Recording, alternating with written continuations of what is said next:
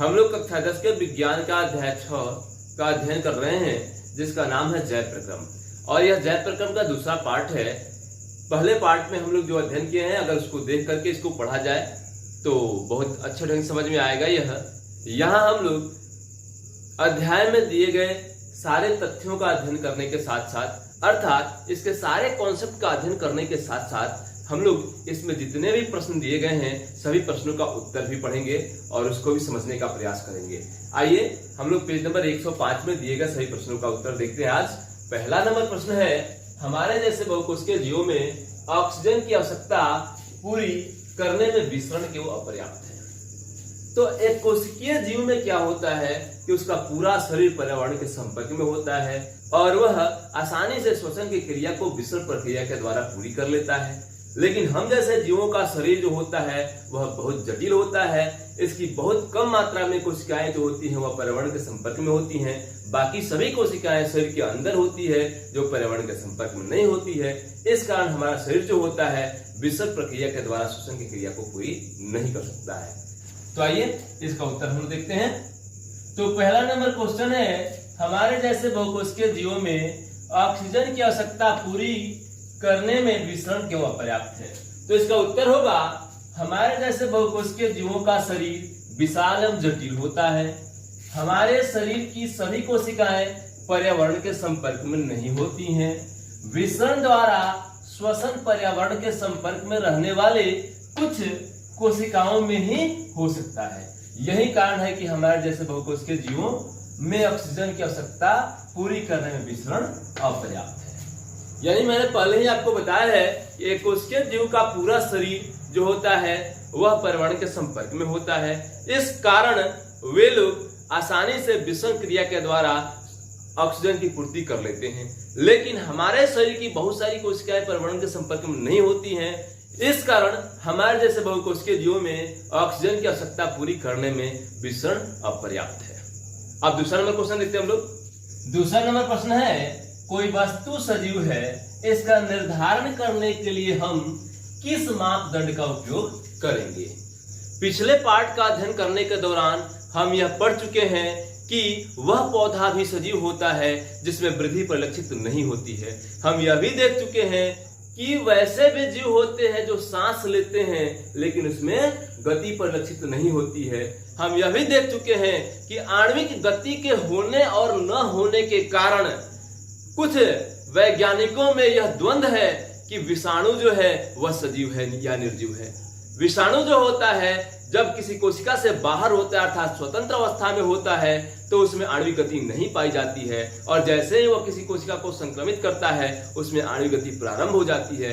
इस कारण आणविक गति न होने के कारण कुछ वैज्ञानिक कहते हैं कि वह निर्जीव है।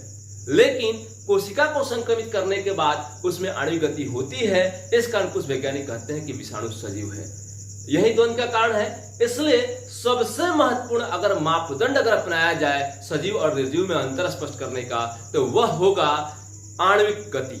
तो हम लोग इस प्रश्न के उत्तर में आणविक गति को ही अपना मापदंड बताएंगे। आइए इसको उत्तर देते हैं हम लोग। दूसरा नंबर क्वेश्चन है, कोई वस्तु सजीव है, इसका निर्धारण करने के लिए हम किस मापदंड का उपयोग करेंगे? तो हमारा उत्तर होगा, कोई वस्तु सजीव है, इसका निर्धारण करने के लिए हम आणविक गति को अपने मापदंड के रूप में उपयोग करेंगे। तो यह दूसरा नंबर क्वेश्चन कंप्लीट हो गया।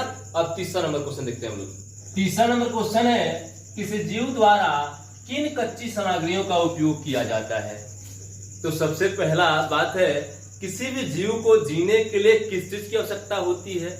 ऊर्जा की आवश्यकता होती है। अगर जीव को ऊर्जा मिलता रहे तो वह जीता रहेगा। तो यह ऊर्जा बनती कैसे है? तो ऊर्जा भोजन से बनती है। तो ऊर्जा भोजन से कैसे बनती है?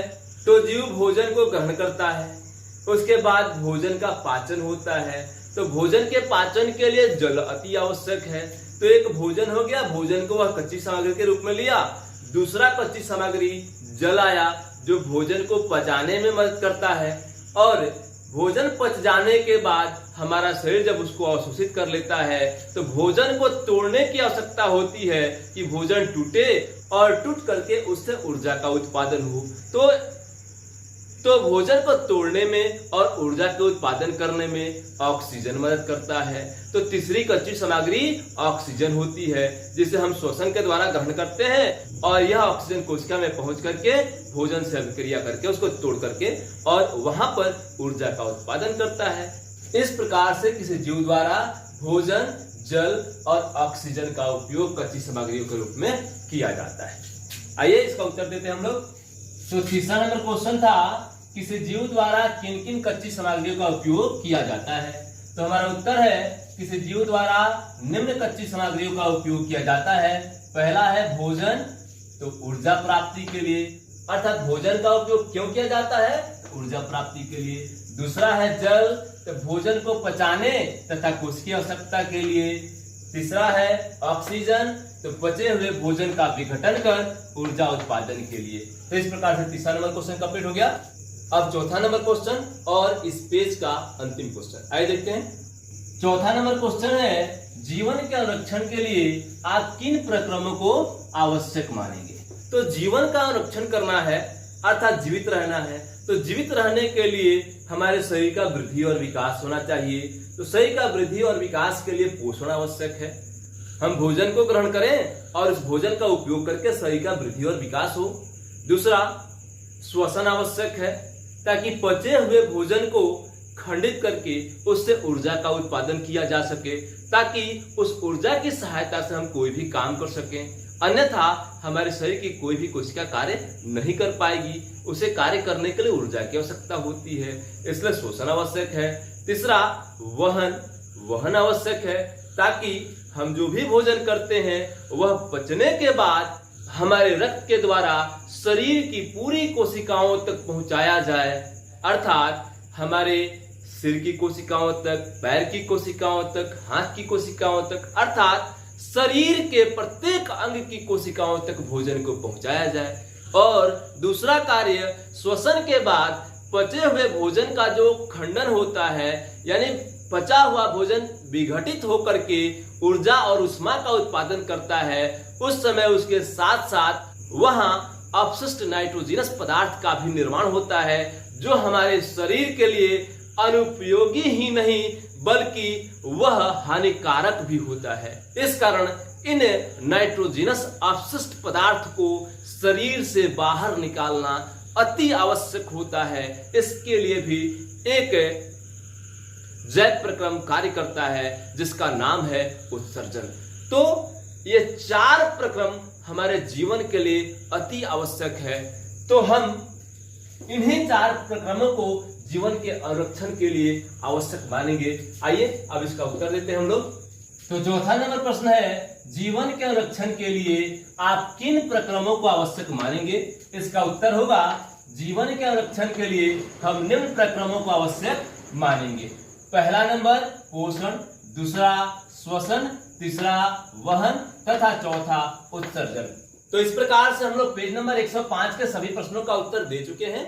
बस आज इतना ही।